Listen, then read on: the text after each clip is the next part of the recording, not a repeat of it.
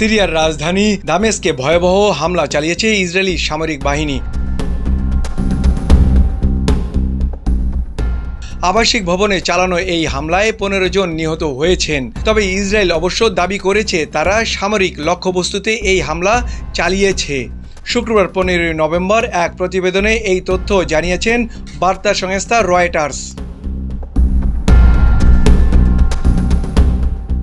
প্রতিবেদনে বলা হয়েছে, বৃহস্পতিবার দামেস্কে আবাসিক ভবনগুলোতে ইসরায়েলি হামলায় 15 জন নিহত হয়েছেন বলে সিরিয়ার রাষ্ট্রীয় সংবাদ মাধ্যম জানিয়েছেন। তবে ইসরায়েল দাবি করেছে হামলা হওয়া ভবনগুলো সামরিক স্থাপনা এবং ইসলামিক জিহাদ গ্রুপের সদর দপ্তরকে লক্ষ্য করে এই হামলা হয়েছে।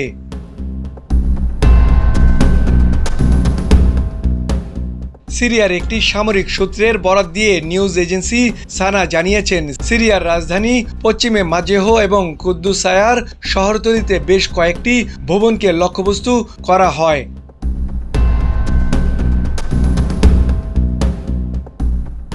মোয়াজ্জেম হোসেন, চলমান বিশ্ব।